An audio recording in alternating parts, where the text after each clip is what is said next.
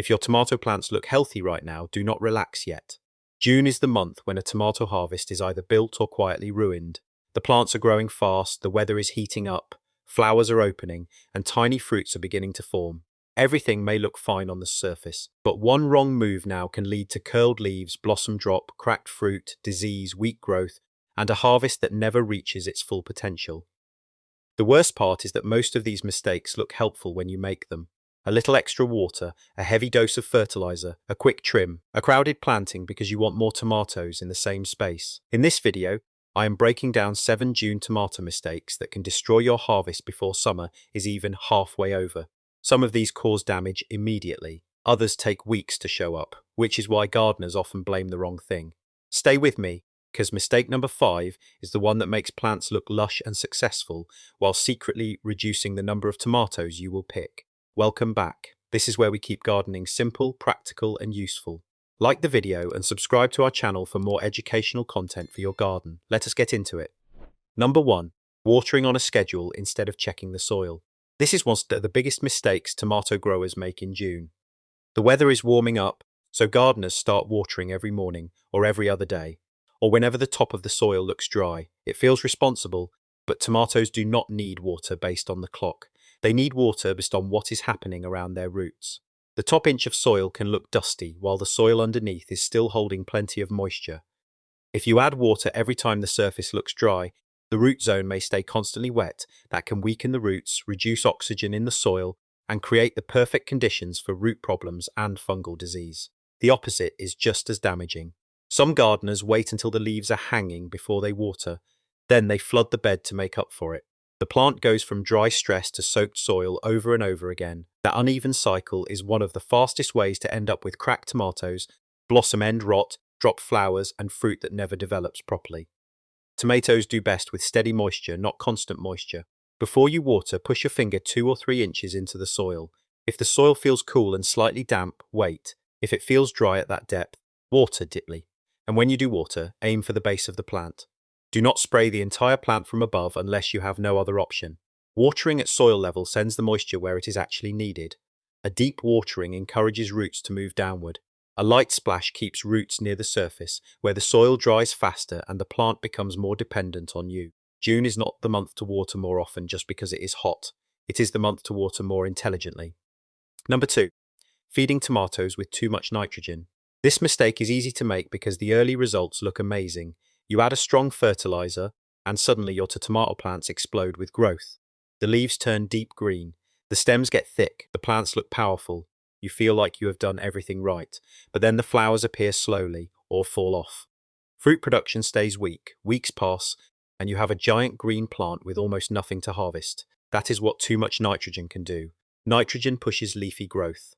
Tomatoes need it, especially when they are young, but once the plants begin flowering, the balance becomes more important. If you keep giving them a fertilizer that is heavily focused on nitrogen, the plant may continue building stems and leaves instead of putting energy into flowers and fruit. More fertilizer does not mean more tomatoes. Sometimes it means fewer. In June, look at the plant before you feed it. If the leaves are pale, growth is weak, and the soil is poor, the plant may need help. But if the plant is already dark green and growing aggressively, do not keep feeding it just because the calendar says it is time. Choose a balanced fertilizer or one made for flowering and fruiting crops. Follow the label. Do not double the amount. Do not feed twice as often because you want faster results. Feed the plant you have, not the plant you imagine. A healthy tomato plant does not need to be forced. It needs the right support at the right stage. Number 3. Letting the lower leaves touch the soil. This looks harmless, but it creates a direct bridge between the soil and the plant. Many tomato diseases survive in garden debris or soil. When rain or irrigation splashes onto the ground, tiny droplets can carry fungal spores up onto the lower leaves. Once the infection begins near the bottom, it can slowly move upward through the plant. That is why lower leaf cleanup matters so much in June. By this point, tomato plants are usually growing fast. Some leaves may be resting on the ground, crowded against mulch, or hidden in the dense growth around the stem. Those leaves stay damp longer, receive less airflow, and are the first place trouble often begins. Remove leaves that are touching the soil. Also remove lower leaves that are yellowing, spotted, damaged, or no longer receiving useful sunlight. Use clean pruners and do not tear the stems roughly with your hands. You do not need to strip the bottom half of the plant bare. The goal is not to remove healthy foliage for no reason. The goal is to create a clean gap between the soil surface and the lowest healthy leaves. Mulch helps too. A layer of straw, shredded leaves, clean grass clippings, or another suitable mulch reduces soil splash, slows moisture loss, and keeps the root zone more stable. Just avoid piling mulch tightly against the main stem. Leave a little breathing room around the base. And here is something many gardeners miss. Never prune wet tomato plants. When leaves are wet, disease can spread more easily from one part of the plant to another. Wait until the foliage is dry, use clean tools, and remove diseased leaves from the garden instead of dropping them under the plant. A few minutes of lower leaf cleanup in June can save you weeks of fighting disease later.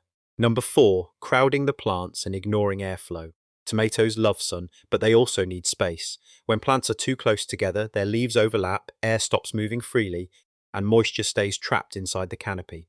That warm, humid pocket is exactly what many fungal diseases want.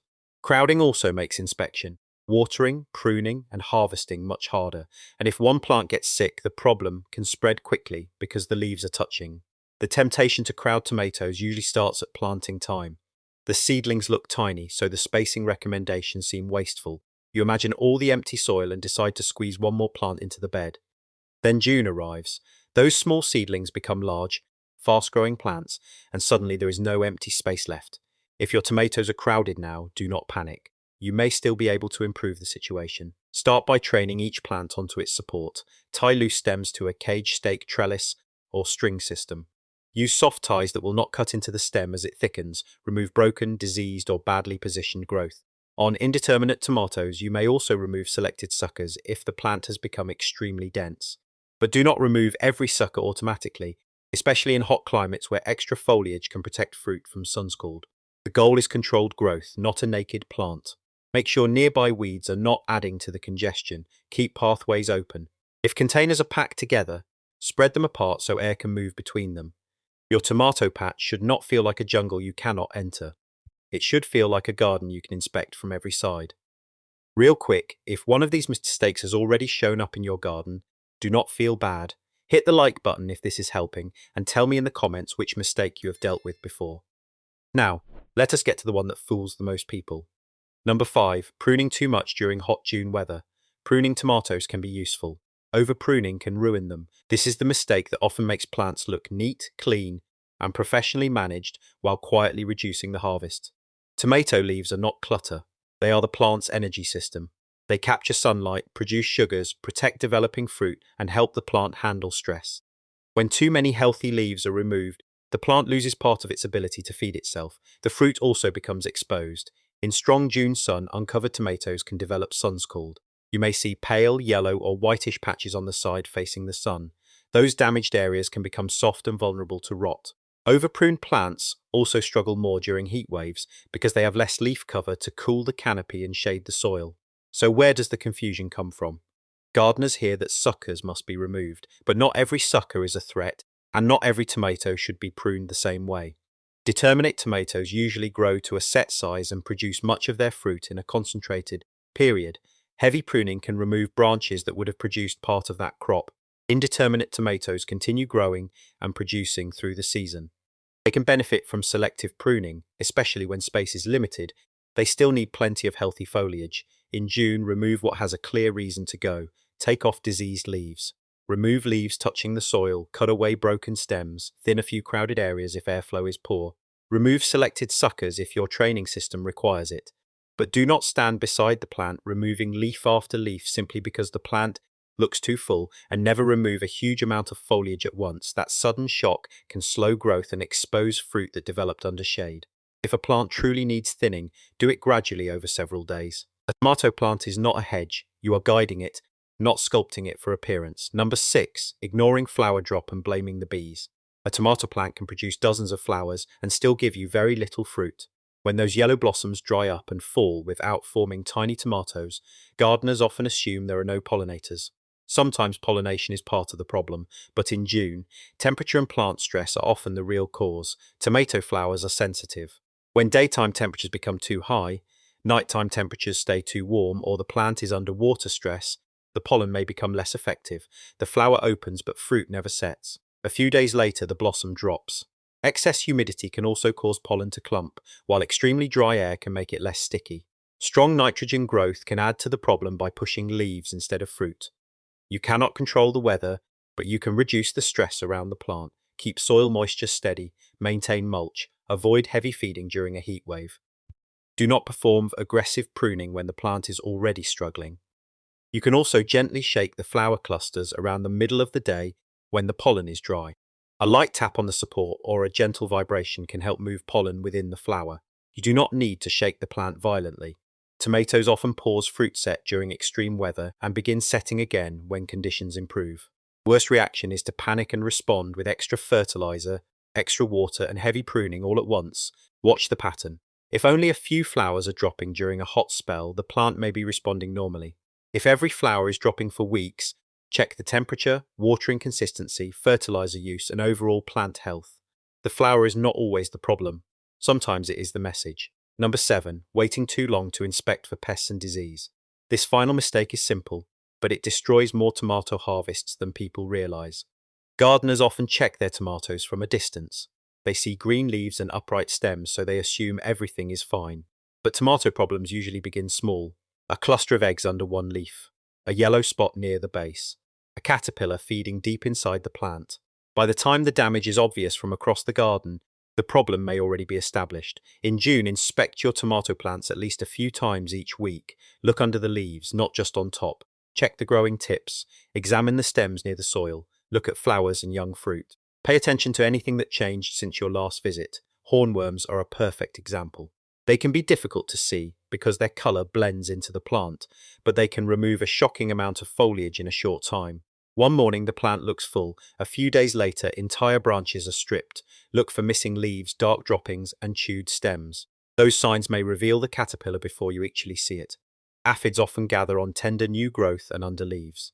Spider mites may cause fine stippling or a dusty appearance.